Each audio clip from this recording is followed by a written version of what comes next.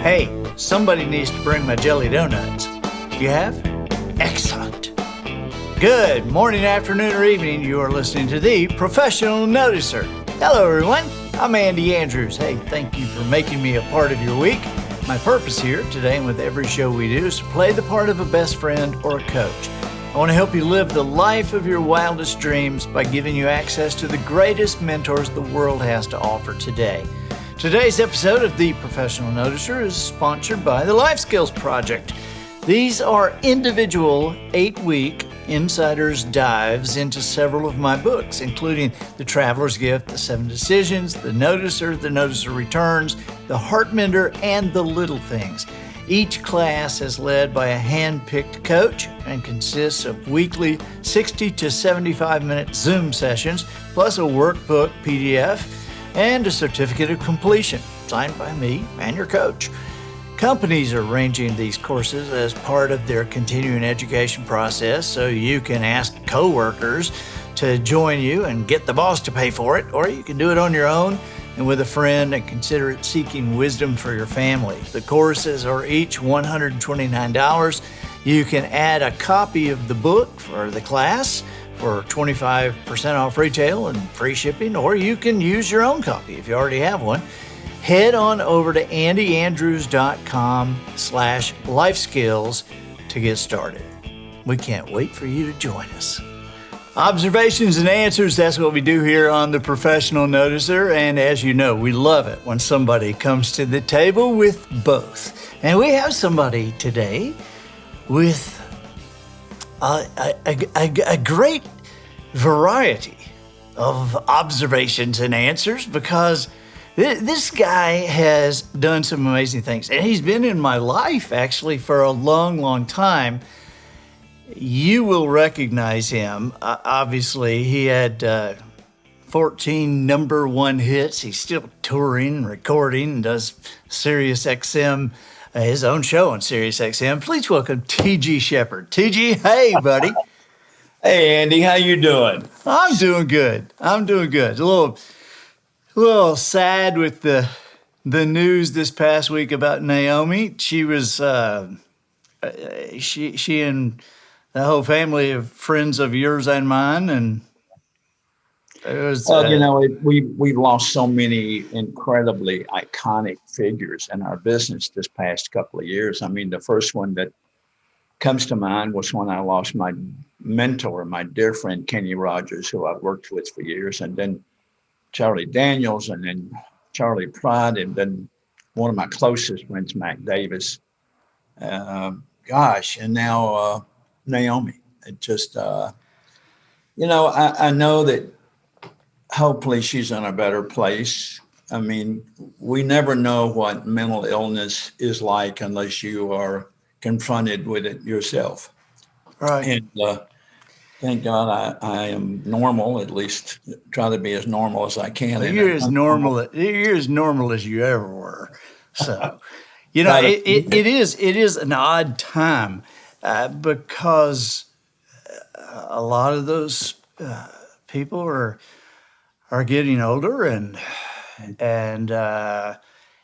when these names come up in conversation, I tend to withdraw a little bit because I knew all of you. I knew everybody. I knew everybody, but I don't know the guys on the radio today. I don't even recognize their names. But the people who are the stalwarts, the country music people, and the people who built the industry, the people who are members of the Grand Ole Opry, the people who are legends like Kenny and Naomi and Winona, and you mentioned Charlie.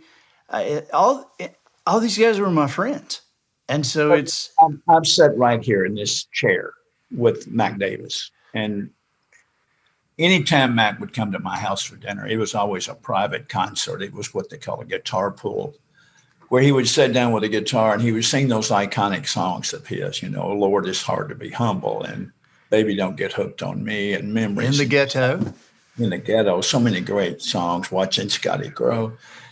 Aren't we in an incredible business to where our friends, people always say to me, all your friends seem to be such big stars. Well, that's the business I'm in. I'm in the business of stardom and show business. And therefore, the people I run with are iconic people. But to me, they're just normal people. Right.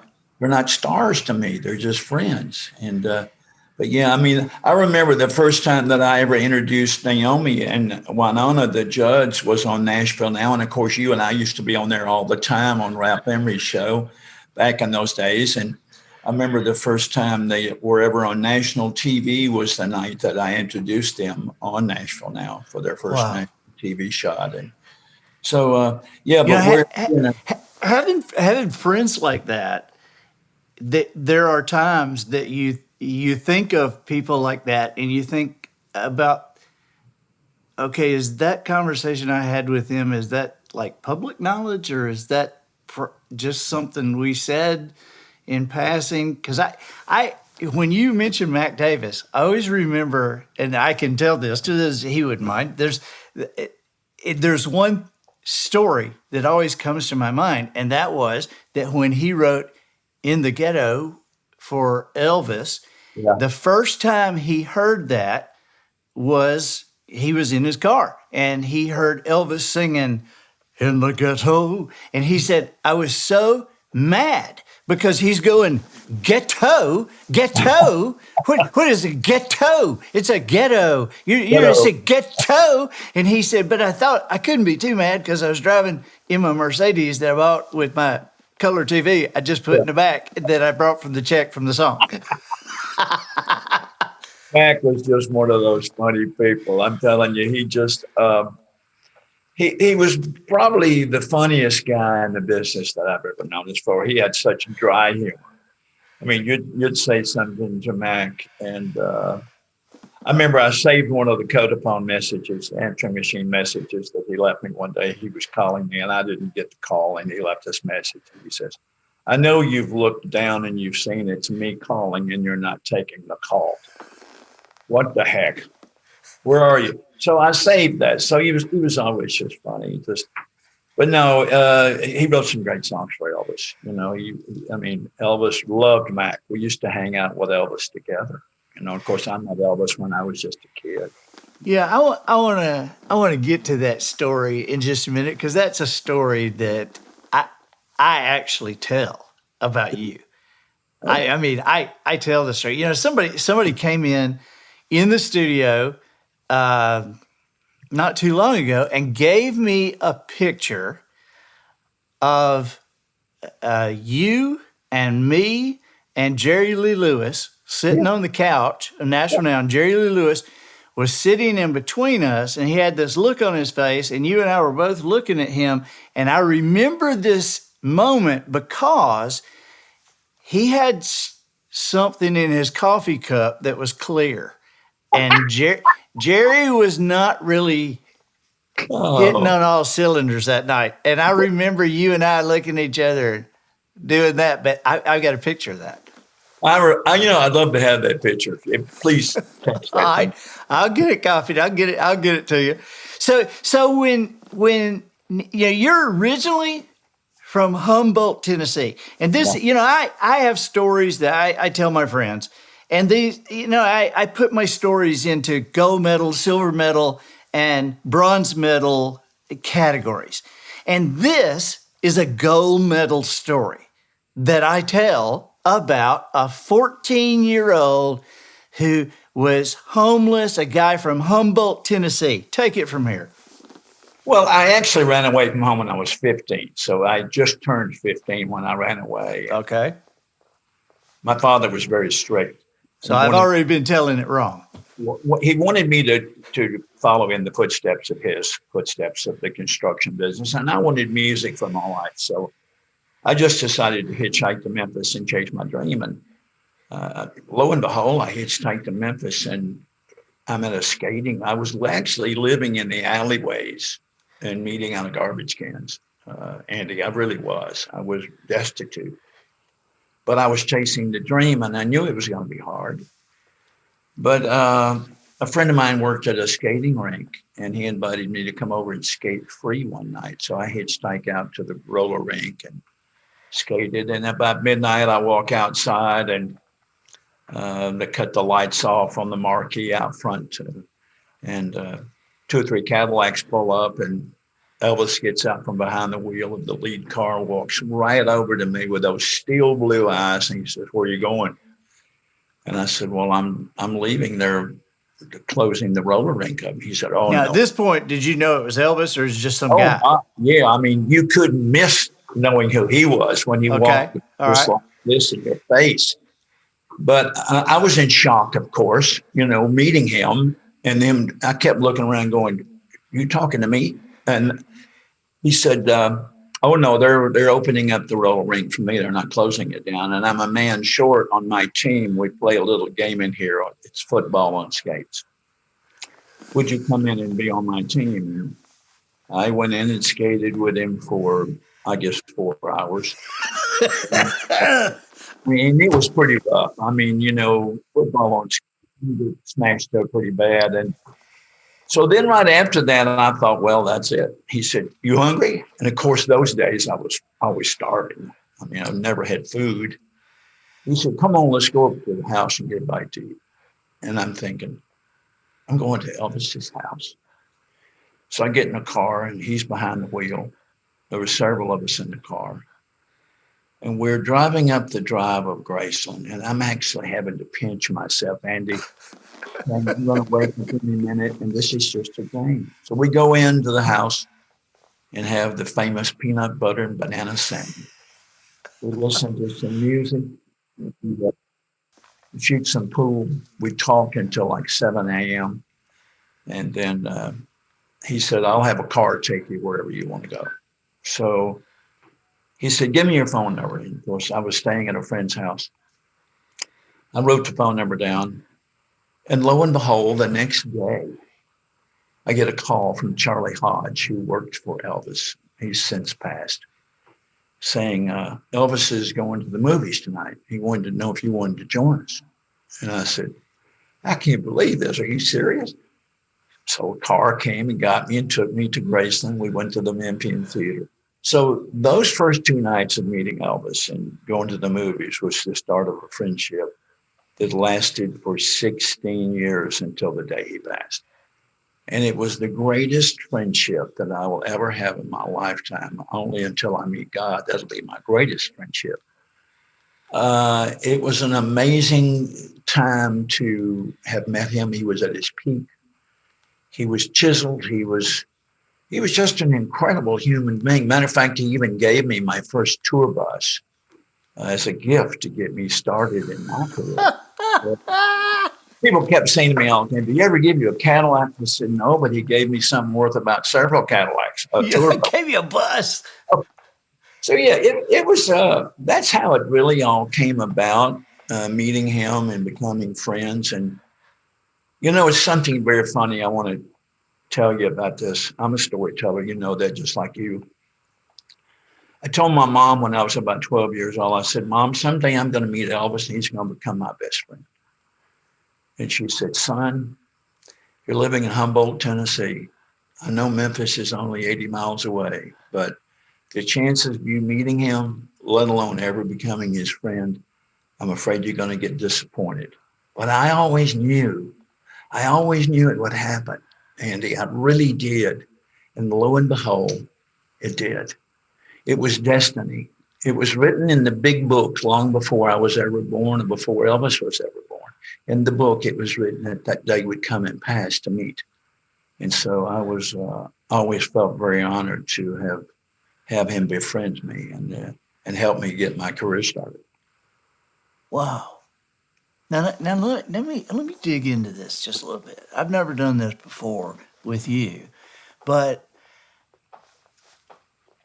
you were with him at his house a lot. You spent the night there a lot. I Well, I mean, lived there 7 years. yeah. Yeah, I mean, you because he took you in. I mean, you lived there for 7 years. I mean, you no longer lived on the streets. So I I would have to I would have to assume that he saw you when you were happy, when you were sad, when you were depressed, when you were excited. What what did Elvis, do you remember anything he said to you when you were depressed? Well, not necessarily when I was depressed. Uh, I can't say I was really depressed. I was down because I was chasing this dream that I couldn't seem to catch. Let me put it another way. How did Elvis encourage you? Okay. He told me something one time when I had just recorded my first number one song. He turned to me in the jungle room one night and he said, I want to give you a little bit of advice. And I said, yes, sir. He said, if you will apply this to your life, it will help pave the way for your success. And I said, what is it? He said, if you ever forget where you came from, you're never going to get where you want to go. There's no room for the ego in this business because the fans are the ones that give it to you. And as soon as they recognize a huge ego, they'll take it away. So always keep your feet on the ground and never forget where you came from. So I applied that philosophy to my life and to my career to be accessible, not just to the press or to radio or TV, but to the fans, the ones who really come and pay the money that they work hard for to see you. I mean, they want to know that you're appreciative of them. And so therefore, after every concert, I always take the time to do a meet and greet or to shake hands or to sign autographs. But that was some information or encouragement that he gave me, or a philosophy to live by that I really applied in it. And it's worked for me. I'm into my 48th year now of being a country artist touring on the road. God, where does the time go? And I still apply that to my life and career even today. What was your first number one? Devil in the Bottle. And I got to tell you a great, funny Elvis story about that. I don't know how much time we've got today, but. Yeah, we got time. We got time. My real name was Bill Browder, and I was working for RCA Victor Records as a record executive, as a promotion man. And I got discovered by Barry Gordy at Motown, who was starting a country label in Nashville, and they signed me to a contract. And so Elvis always knew me at that time as Bill Browder. So I didn't want to lose my job at RCA because I thought it was a conflict of interest to be recording for Motown and getting a paycheck from RCA. So I changed it to T.G. Sheppard. And Elvis would run around Graceland singing my song, and he was hearing on the radio, Devil in the Bottle. And he never knew it was me. So one day I walk in the back door of Graceland, and Elvis is sitting in the jungle room with his feet propped up on the coffee table. And I hit the back door, and he said, Bill? I said, yes, sir. He said, you could have told me you were that Sheppard guy singing that song on the radio that I love so much. I said, Elvis, I couldn't tell you. I was afraid I'd lose my job at RCA. I didn't tell anybody. So I couldn't tell you that that was me. He said, you fool, don't you know that I am RCA? The biggest audience I had. So, yeah, that was the first number one. Actually, we've had 21 number one hits. 21? Oh, my God. You know what? That's what I get for depending on Wikipedia. I'm sorry. I apologize. We actually, part of it's right. We had 14 in a row at one point, 14 back to back. But in the total career from 74 until the early 90s, we had a total of 21 number ones. But that was the first number one. And it was the most memorable because that first number one record is the one that you really search for and really, hope that it'll happen for you. And a lot of artists never get that first number one. To have had 21 of them and been to the mountain 21 times, to the top of the mountain, I have to still pinch myself. There was a time when I knew about your Elvis Connection. And you had a song, and it was storming up the charts. And you had you were on Nashville Now one night, and I was sitting over the couch with Ralph, and I was watching you sing this song, and I leaned over to Ralph, and I said, he's channeling a little Elvis right now. And Ralph said, I think so. And the song was, big, little, or short or tall, wish I could have helped them all. Ooh, I loved them, everyone. And I said, he's channeling a little Elvis right now. And the funny thing is, I don't think anybody can channel it. I will tell you one person that does channel Elvis on my radio show on Sirius XM, Elvis Radio, which is the T.G. Sheppard show every Friday from 2 to 6 Central. I had Luke Bryan on not long ago, and we were talking about Elvis, and he says, I said, what do you do right before you go on stage, Luke? You nervous? What do you prepare for? When you get ready to walk out and you got 50,000 people waiting to see you, what do you do? He said, I channel Elvis. I said, you channel Elvis?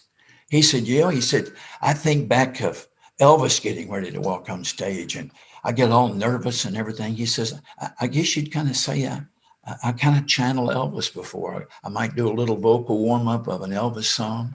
So I've never really channeled it, but I know that Luke has. And wow.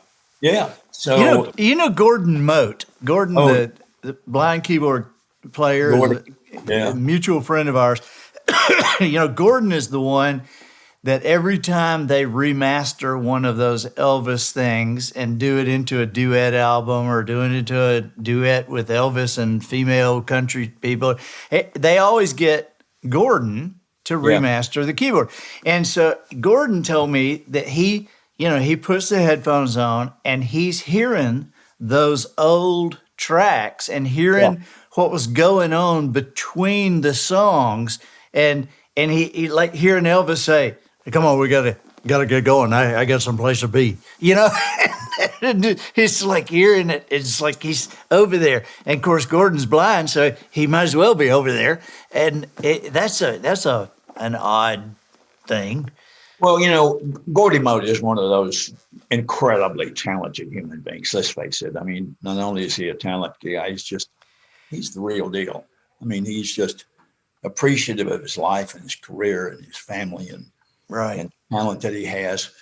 Yeah, I remember having a conversation many years ago with Ronnie Milsap when he was on my radio show, and Ronnie Milsap was the same way. He did some piano work with Elvis, and I remember on Kentucky Rain, there's a big intro on the piano, and Ronnie is the guy that played that chord on the beginning of that. And so Ronnie is always talking about the times that he would be able to play piano behind Elvis, but Elvis influenced us all in some way. I mean, gosh, and still even to this day, 45 years later, can you believe that he's as big now as he was in life? I mean, the crowds at Graceland are just huge, the radio audience grows every week, and it's just amazing. There's a whole new era of fans coming in every day that are turning on to Elvis. I've got a friend in Wisconsin, and he is one of the best writers that I know. His name is Michael Perry, and he's authored 15, 20 books. He's the author of Population 485. But he has several books that are essays. And in one of those books, I wish I could remember which one, he has written an essay on Elvis. And of all the stuff that's been written on Elvis, he's just like, how much has been written on this one guy, And yet Michael had the most, I guess, insightful essay that I had ever read about Elvis, because he explained the phenomenon that is continuing to occur to this day. He said, Elvis was our firstborn. He said, he's our firstborn of rock music. He said, that Michael said he was the first of about 10 kids. And he said, I have a baby book that is huge. He said, now my next brother, it was not that big. By the time they got to my third and fourth brother, nobody was putting anything in their baby book. But me, first time I walked, first haircut, first dentist trip, it's everything. He said, Elvis was our firstborn. He was our first. And he said, and to this day, he said, my name is Michael, and I share a name with some of the most famous people on the planet. He said, I share a name with Michael Jackson, with Michael Jordan. He said, but when when you hear the name Michael, when I say, hi, my name is Michael, you don't think about Michael Phelps or Michael Jordan. He said, but there is, an NFL quarterback, Elvis Grbac. There's a skater, Elvis Stoico. There's the in Rock and Roll Hall of Fame, Elvis Costello. He said, but when you hear the word Elvis, there ain't but one person you think about. Absolutely. I asked Elvis one time, you're talking about how careers happen, and he was the firstborn in the business. He was the first product of network television with the Dorsey Show and with Frank Sinatra and then Ed Sullivan. I asked Elvis one day, sitting in Graceland, I said, how did you get here? How did you get here to who you are now? And he said, I willed it. I said, what? He said, I remember driving around Memphis in the old Crown electric truck. He said, because I was an apprentice electrician. And I would drive around in that old truck every day and learn how to do electrical wiring and stuff. And he said, I would dream about walking out on a stage and being a singer and seeing thousands of people call my name and to hear me sing. He said, I ate it, drank it, and slept it and thought about it 24/7 for years. And he said, I thought about it so long and so hard that one day I walked out on stage and there the people were screaming my name. He said, I willed it. So the power of positive thinking, I am such a strong believer in the power of positive thinking it's never too late, to quote T.S. Eliot, it's never too late in life to be who you might have been. And Elvis just dreamed it long enough that it happened. And so that's how he got there. But he was the firstborn. Yeah, you were right. He was the first one that really broke through first and rock and roll and became the huge star. It's an interesting take on how did you get here? Because if you look at most lives, most kids are 9, 10, 11, 12 when they realize I'm not playing in the NFL. Yeah. Or I'm not playing in the NBA. But here's Muggsy Bogues, 5'5", Yeah. and I guess he didn't quit thinking about the NBA. Right. There's people going, I guess I'm never gonna play in the NFL. And here's Tom Brady, didn't even start at Michigan until his senior year, and drafted like in the 6th round. Yeah. And I guess he didn't quit thinking about it. And I guess Elvis didn't quit thinking about it. He did. And, another person that didn't quit thinking about it was incredible, iconic Joe Bonamassa, the guitar player. He was a prodigy when he was 11 and 12 years old. He never quit thinking about it. And lo and behold, he became a superstar that he is today because of I'm not saying he willed it, but I do believe that if you think positive thoughts and you do think them all the time and you envision in your life where you want to be in life, I really believe that you can wind up there. You can dream big and be big, or dream small and be small. You might not, attain the big dream that you had, but you can reach part of it. You really can, just by working hard, positive thinking. And so it applies to anyone. That is something that I've dealt with for a long time. And I've had people call me a motivational speaker, and I'm like, I'm not a motivational speaker. I may be a teacher, but I'm not a motivational speaker, because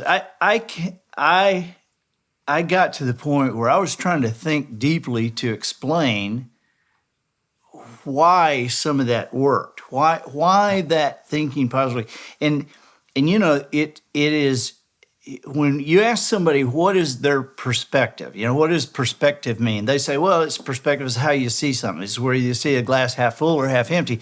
Right. But that's true in a way, but it's not the truth. Because the truth is, it's how you choose to see that glass. Because that glass is not half full or half empty. It is what it is. Sure. But if you choose to see that as half empty, we all know the pathway that glass half empty people, we all know what pathway their life takes. They get Right. less opportunities. People don't want to be around them. They're just like downers. And we all know the people who choose to be glass half full people, those people, more people want to be around them. So there are more opportunities when the opportunities are shared. There's more people around them. They get more opportunities. There are people other people want to be around. So there is a science to that, not just a luck of the draw. That is, you can choose your thinking. Our thinking determines our choices, but we can choose how we think. Well, the law of attraction in the book, The Secret, I think Elvis was practicing that before The Secret ever came about, the power of positive thinking. And the law of attraction is you get back what you put out. If you put out positive thoughts, you're going to get positive thoughts back. You put out negative thoughts, you're going to get negative energy back. I mean, our body is filled with chakras to where if we're open to success and we're open to positive thinking and dreaming, wonderful things can happen to you in your life. As I said earlier, they might not be as big as your dreams, but you can attain some of the success or dream that you might have dreamed your whole life. But I really and truly, I always wanted to be a singer and an entertainer. And I thought also the same way as Elvis, I dreamed about it and thought about it so long and so hard that I wound up here. And I believe that anyone can do that. And no matter what walk of life you're in, whether you're a doctor, a lawyer, or a fireman, or whatever, you can succeed at your dream if you just really think about it long and hard enough. And, for a famous singer, you also made a smart move. You married a songwriter. You're married to Kelly Lang, and you've known Kelly since she was 14. Now, you didn't marry her when she was 14, like Jerry Lee Lewis married some of them. They were 14, but you've known. I'm only 14. Yeah. I'm very fortunate to have a partner in life, my wife. We've been together 22 years, married 15. To have a partner in life who understands what I do for a living. I come in off the road. And because she is also a songwriter and singer and performer, I can tell her how the weekend went or how the night went before the show. And she understands because she stood on that same stage. So it's great in life to have a partner who understands what you do for a living and all of the turmoil that goes into making a show happen and the traveling and it's not all smoke and mirrors. I mean, really and truly, it's hard to be on the road. The performing part is the most gratifying and the easiest part, but the traveling and the logistics and putting the puzzle together to make a show work is the hard work. But yeah, I'm fortunate to have Kelly in my life, and she, matter of fact, she just has written her first book called "I'm Not Going Anywhere." It's about her journey through cancer. We're 17 years out now with her with breast cancer, and she wrote the book, and it's helping so many women out there who are winding up with breast cancer. 1 in 8 women will wind up with breast cancer. And so we need to have Kelly on the podcast. Oh, she is the most incredible force of positive energy I have ever been around in my life. She's the one, really and truly, I think I would have hung this up years ago. But Kelly told me one day, she said, the biggest part of your life is still in front of you, not behind you. You've got more to do. And so I listened. And after she told me that, 2 weeks later, I was in the studio recording with Willie Nelson. So encouragement from her, being the positive energy that she is really my secret to longevity is her. Wow. Hey, tell me a funny story. What is the most embarrassing or craziest moment on stage or biggest disaster you ever witnessed? Oh, Those are always stories that entertainers love to tell to each other. it comes to mind instantly when you say that, because I was playing at the Watermelon Festival in Atlanta, Georgia. There was 40,000 people in the audience that day back in the 80s. And this is when I was Don Johnson. I had the the white linen suit with the bright colored T-shirts. I mean, I really thought I was Miami Vice. And I'm on stage right in the middle of my show, and people started laughing at me in the first couple of rows. And I'm going, this is not a funny song. What are they laughing at? And I look down, and when linen gets wet, you can see the skin through it. It just soaks right against the skin. And I looked down, and I was just totally wet all over. And I'm going, I know I didn't do anything. It's not me. What is this? What's going on? And I look in the front row, and there's a kid sitting there with a water pistol. And he's wearing me out on stage with that water gun, and it's soaking me. And everybody's thinking, did he actually do that in his pants? But it was good with the water pistol. That to me was the most embarrassing and funniest moment I have ever had on stage. Was when they wore me out with a water gun, and I was wearing a white linen suit. Man. So how did you react? What did you do? Well, I just laughed. That's all you can do is laugh. And of course, you instantly want to let people know what's going on. So I mentioned the kid in the front row with a water gun, and he threw it up to me, and I squirted him back at it. so at least they knew that I hadn't had an accident, that the kid was wearing me out with a water pistol. But yeah, there's all kind of funny things on the road. But that's probably the funniest thing that's ever happened to me on stage. Well, buddy, I appreciate your time today. And when I saw you a couple of weeks ago, and we were standing there with Joe Bonzel and Dwayne Allen. Yeah. And I looked at you three, and I realized how grateful I am to you, because I learned a lot back in those days. But what I learned more than anything, and by some bad examples, I learned how not to treat people.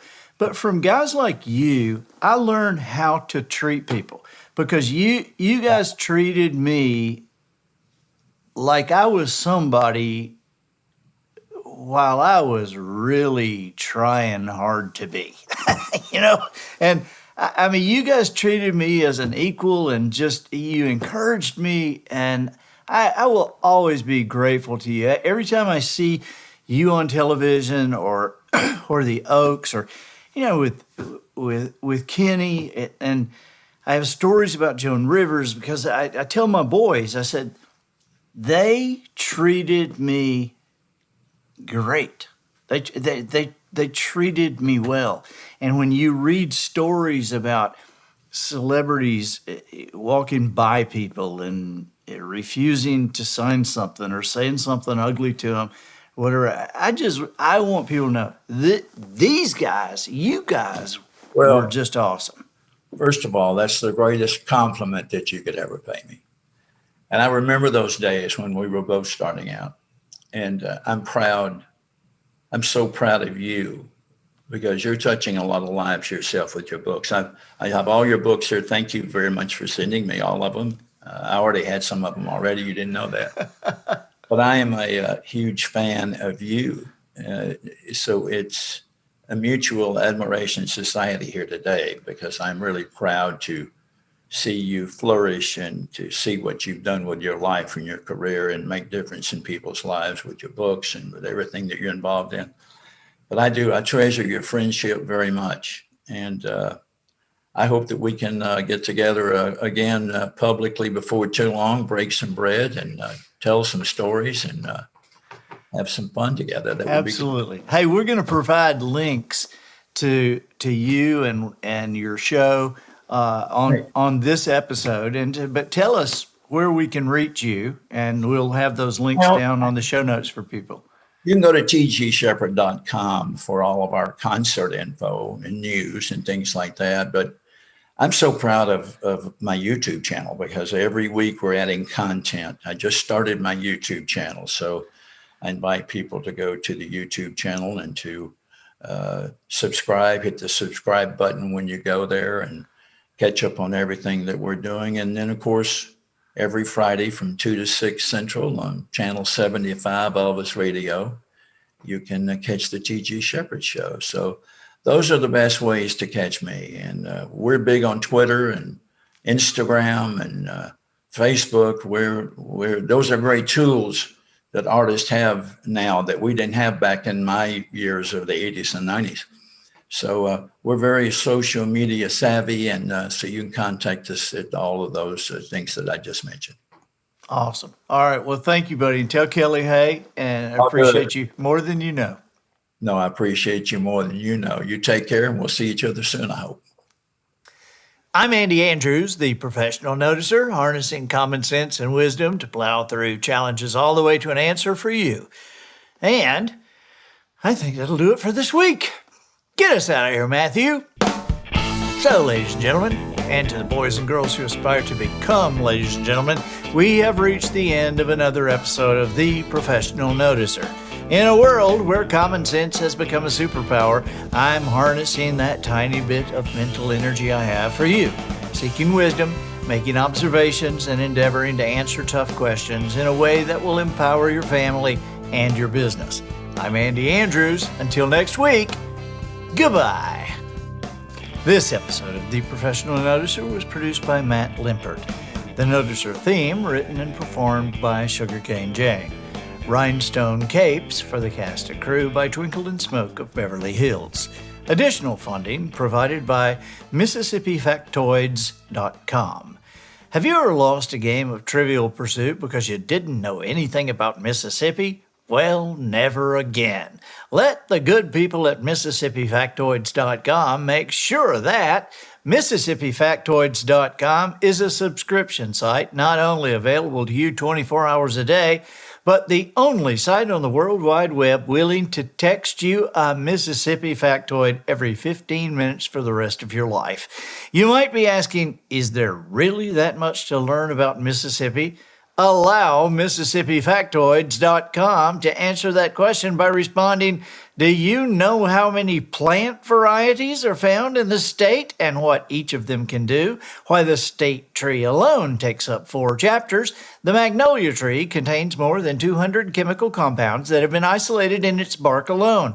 Research on Honokil has found to reduce inflammation in the brain and spinal cord specifically, partially due to its ability to cross the blood-brain barrier. This suggests it has potential as a therapeutic agent for neurodegenerative diseases like Alzheimer's. If you think it's overpopulated where you are, move to Mississippi. 63% of the state's land area is covered with forest, which amounts to 19.5 million acres. Archie Manning ties his left shoe first. Elvis was born in Tupelo, and 50% of America's farm-raised catfish come from there. Join now and become an expert about the only state in the union to redshirt Miss Americas. That's MississippiFactoids.com.